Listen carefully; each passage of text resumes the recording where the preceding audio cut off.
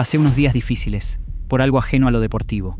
Eso fue todo lo que Lionel Messi quiso decir cuando le preguntaron por qué había llorado en pleno partido, con la camiseta de Argentina pegada al cuerpo y 38 años a cuestas. Ni una palabra más. Y esa frase corta, casi cerrada a cal y canto, es justo lo que encendió la pregunta que media Argentina se hizo esa noche y que solo días después empezó a tener respuesta. Antes de contarte qué pasó de verdad, déjame situarte, porque el contexto es lo que convierte esas lágrimas en algo mucho más grande que un simple gesto emotivo. Quédate hasta el final, porque hay un detalle de cómo actuó la familia Messi en los días siguientes que dice más de quién es este hombre fuera de una cancha que cualquier récord que pueda romper dentro de ella. Si este canal te ayuda a entender al Messi de carne y hueso detrás del ídolo, considera suscribirte. Se agradece y se nota. El 16 de junio de 2026, en el Arrowhead Stadium de Kansas City, Argentina debutaba en el Mundial contra Argelia. Era el primer partido del Grupo J para el vigente campeón del mundo, y toda la presión caía, como siempre, sobre los mismos hombros. Messi llegaba a su sexto Mundial como jugador de campo, algo que ningún otro había logrado nunca en la historia de este deporte.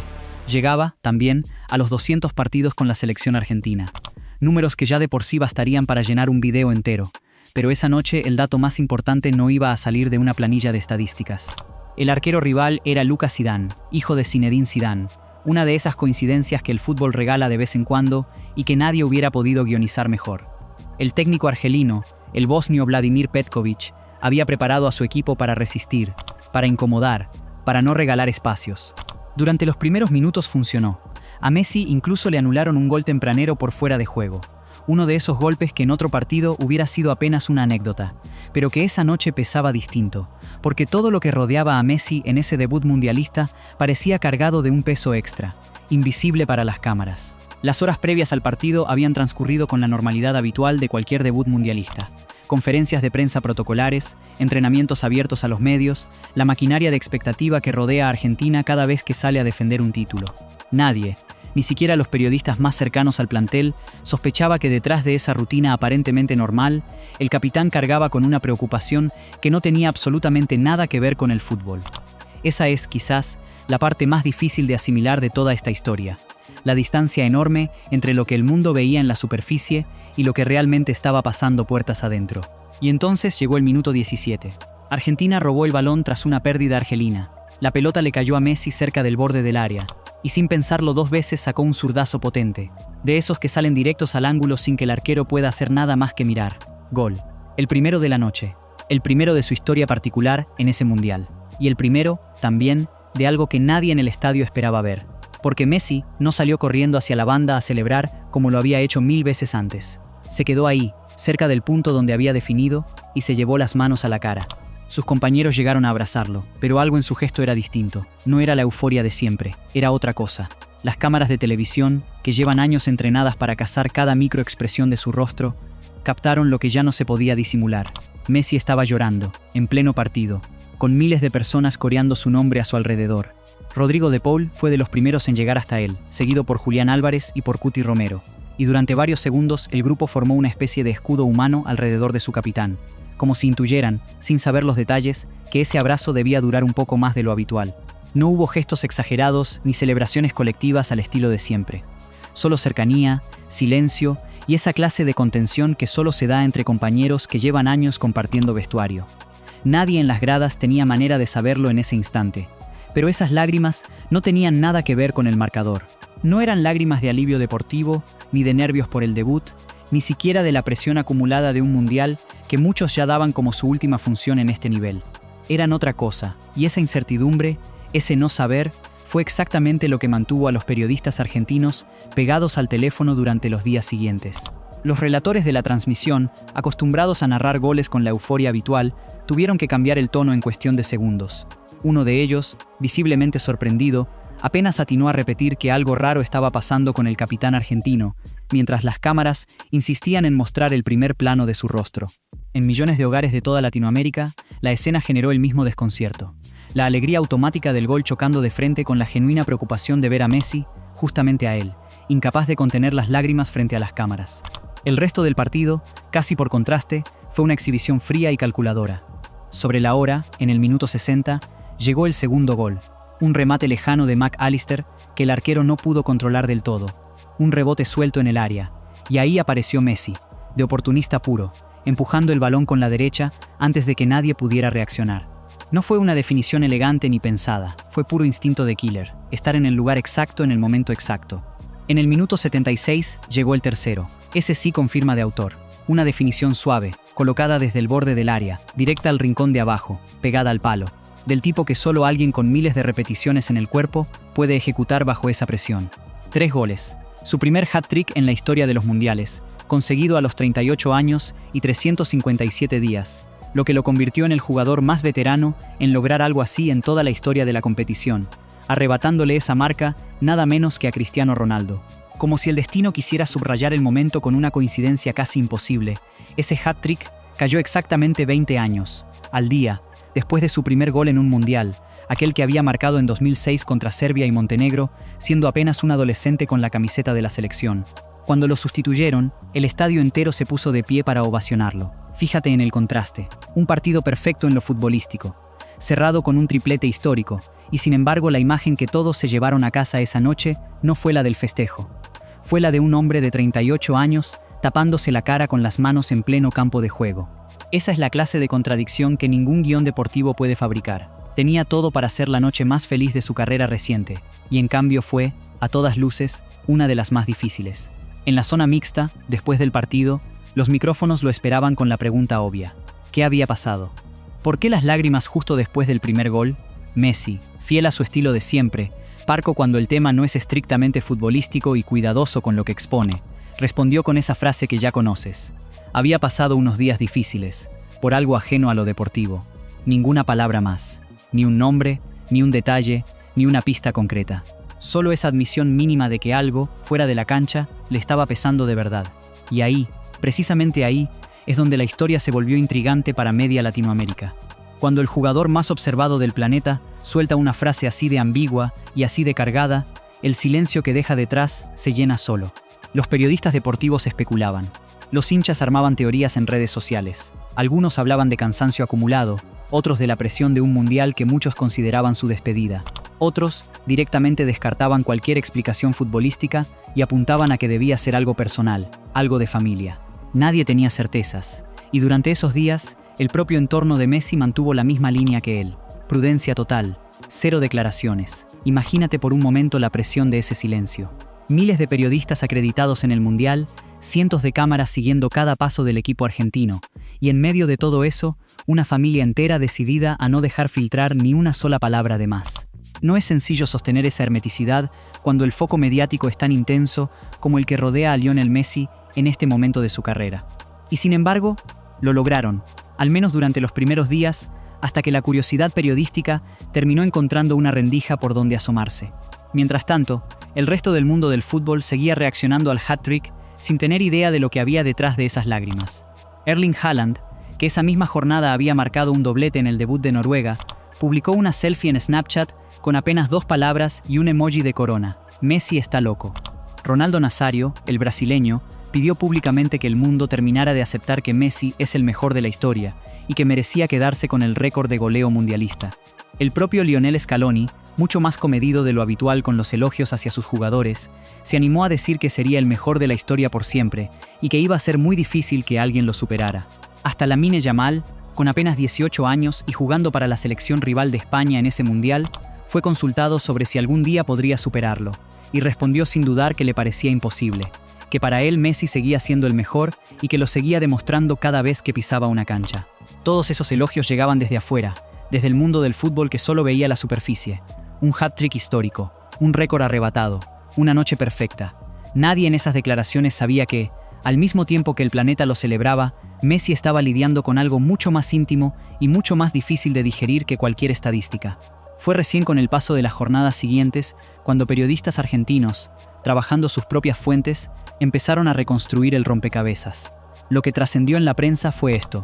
Jorge Messi, el padre de Lionel, de 68 años, había atravesado un problema de salud delicado en las semanas previas al debut mundialista. No fue la familia la que decidió exponerlo. Fue información que se filtró a través de periodistas y que corrió rápido por la novedad que representaba. El hombre que había acompañado y protegido la carrera de su hijo desde que era apenas un chico en Rosario estaba pasando por un momento difícil justo cuando el mundo entero tenía los ojos puestos en el Mundial. El entorno de Messi reaccionó con la misma discreción de siempre. Pidieron prudencia. Aclararon, con firmeza, que solo la información que saliera de los canales oficiales de la familia debía considerarse válida, y que todo lo demás era, en el mejor de los casos, especulación de terceros.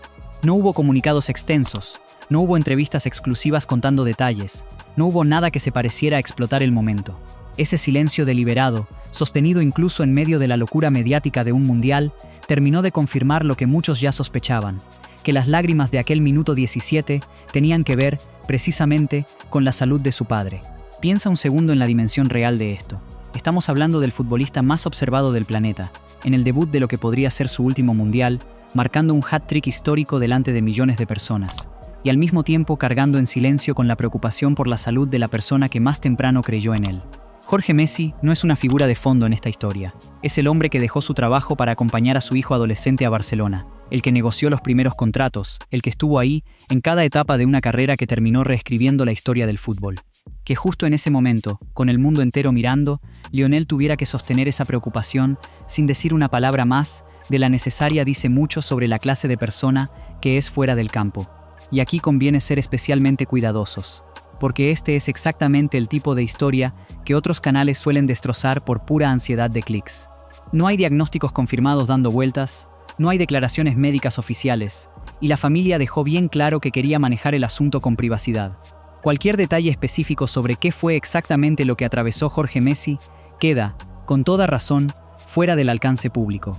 Lo único que confirmaron las fuentes serias es que fue un problema de salud delicado, que generó preocupación real dentro del círculo cercano al jugador, y que coincidió, de manera casi cruel, con el momento más expuesto de su carrera reciente. Lo llamativo, si lo pensás bien, es que Messi decidiera jugar igual. Pudo haber pedido un permiso, pudo haberse bajado de la convocatoria, pudo haber priorizado estar cerca de su familia en un momento así. En cambio, salió a la cancha, cumplió con la selección, con la camiseta, con la responsabilidad que carga desde hace casi 2 décadas, y encontró la manera de convivir con esa angustia sin que se notara del todo, hasta que el cuerpo, en el instante exacto del primer gol, se lo terminó ganando. Ese contraste entre el profesional que no falla y el hijo que sufre en silencio es, probablemente, la capa más humana de toda esta historia. Vale la pena detenerse un momento en lo que significa jugar un partido de esa magnitud cargando semejante peso emocional. No hablamos de un entrenamiento cualquiera, ni de un amistoso de pretemporada. Hablamos del debut mundialista más observado de su generación, con cámaras de televisión de todo el planeta apuntando a cada gesto suyo durante 90 minutos. Cualquier otro futbolista, ante una situación familiar así de delicada, podría haber pedido reposo, podría haberse ausentado sin que nadie se lo reprochara. Messi eligió lo contrario, convertir esa angustia en combustible silencioso y salir a resolver el partido como si nada estuviera pasando puertas afuera de la cancha. Los días siguientes al partido trajeron algo de alivio.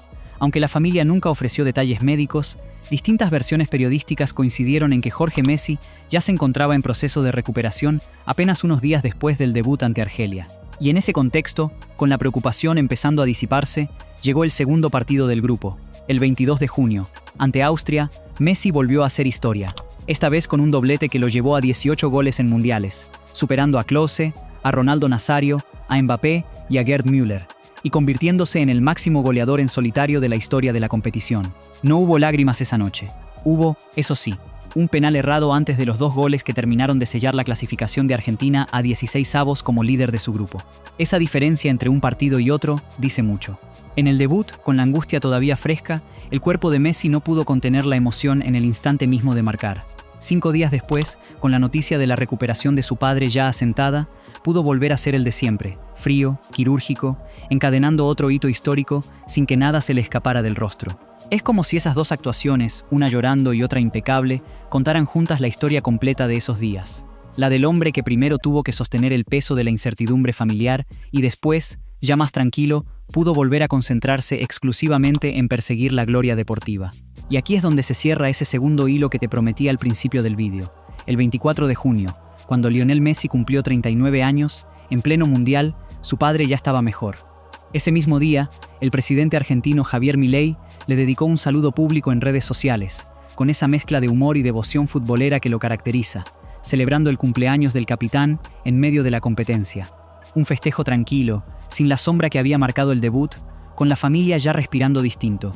Esa secuencia completa, el gol, las lágrimas, el silencio calculado, la filtración cuidadosa, la recuperación, el cumpleaños en paz, arma una de esas historias que no necesitan exagerar nada para emocionar. No hace falta inventar un diagnóstico, ni imaginar conversaciones privadas para entender lo que significa que incluso el hombre que acaba de convertirse en el máximo goleador de la historia de los mundiales sigue siendo, antes que nada, un hijo. Que puede estar rompiendo récords que ni Pelé, ni Maradona, ni Cristiano lograron jamás, y en el fondo, en el momento exacto de la gloria, lo único que tenía en la cabeza era su papá. Hay algo profundamente desarmante en ver a un ícono así, tan acostumbrado a controlar cada gesto público, quebrarse justo en el instante de mayor exposición. Durante años, la narrativa alrededor de Messi giró en torno a su frialdad, a esa capacidad casi sobrehumana de no mostrar nada, de resolver bajo presión sin que se le mueva un músculo de la cara. De golpe, en el debut de lo que podría ser su último mundial, el cuerpo le jugó una mala pasada a esa reputación. Le ganó la angustia por su padre, delante de todo el planeta, sin que él pudiera evitarlo. Lo curioso es que ese quiebre, lejos de restarle grandeza, se la sumó. No hay nada más humano que llorar por un padre enfermo, mientras el resto del mundo te aplaude por ser el mejor de la historia. Y esa dualidad, el hombre que hace historia con la pelota y el hijo que sufre en silencio por su familia, es probablemente la imagen que va a quedar grabada de este debut mundialista, mucho más que cualquier estadística. Es fácil, viendo el resumen del partido meses o años después, quedarse solo con los 3 goles y con el número 18 que terminó marcando en el total de su historia mundialista. Pero quien estuvo atento esa noche sabe que el dato más importante no apareció en ninguna planilla. Apareció en un gesto de apenas unos segundos, con las manos tapando la cara, en medio de la celebración más importante de su carrera reciente. Ese es, probablemente, el verdadero legado de esa noche en Kansas City. No el récord, sino el recordatorio de que hasta el jugador más grande de la historia sigue siendo, ante todo, un ser humano con las mismas preocupaciones que cualquiera. Hay que sumarle además el peso simbólico del momento futbolístico que estaba viviendo. Para buena parte del planeta, este es probablemente el último mundial de Lionel Messi como jugador de campo, el cierre de un ciclo que arrancó hace exactamente 20 años en aquel debut de 2006. Vivir ese cierre de carrera bajo semejante presión y encima cargando con una preocupación familiar tan íntima, agrega una capa de dramatismo que ningún guionista hubiera podido inventar mejor que la propia realidad. La despedida de una leyenda casi nunca es un camino recto. Suele venir acompañada de este tipo de episodios que recuerdan, aunque sea por un instante, que detrás del ícono sigue habiendo una persona con las mismas fragilidades que cualquiera. También vale la pena notar cómo manejó Argentina, como selección, ese momento. Ni Scaloni ni sus compañeros hicieron declaraciones extensas sobre lo ocurrido, respetando en todo momento el espacio que Messi había pedido con su propio silencio. En un plantel donde la prensa suele buscar cualquier grieta para generar titulares, hubo una especie de acuerdo tácito de no presionar al capitán con el tema, dejando que fuera él, y solamente él, quien decidiera cuánto contar y cuándo hacerlo. Ese respeto colectivo, dentro de un ambiente tan competitivo como el de una selección en pleno mundial, dice bastante sobre el lugar que Messi ocupa dentro de ese grupo, más allá de los goles y de los récords. Y hay algo más que merece mencionarse: la manera en que los propios hinchas argentinos reaccionaron una vez que la información empezó a circular. Lejos de convertir el tema en un espectáculo morboso, buena parte del público optó por el mismo camino que había elegido la familia: respeto, distancia prudente y el deseo genuino de que Jorge Messi se recuperara pronto. En las redes sociales, entre la avalancha habitual de memes y análisis tácticos, empezaron a aparecer mensajes de aliento dirigidos a la familia, sin exigir detalles ni presionar por información que nadie estaba obligado a compartir. Ese gesto colectivo, aunque menos vistoso que un festejo o una polémica, también forma parte de esta historia. Ahora te toca a vos. ¿Crees que hizo bien en jugar y guardarse el dolor para sí mismo? ¿O pensás que debería haber priorizado estar cerca de su padre en ese momento? Déjalo en los comentarios, porque esta es de esas preguntas donde no hay una respuesta única, y la discusión vale la pena. Si este relato te llegó, no cuesta nada dejar el like y suscribirte para la próxima historia, que seguro también te va a mover algo por dentro. Porque al final, después de todos los récords, de todas las copas y de todos los goles, lo que hizo Messi esa noche en Kansas City fue recordarle al mundo que hasta las leyendas, cuando cierran los ojos un segundo, siguen llorando por sus padres como cualquier hijo.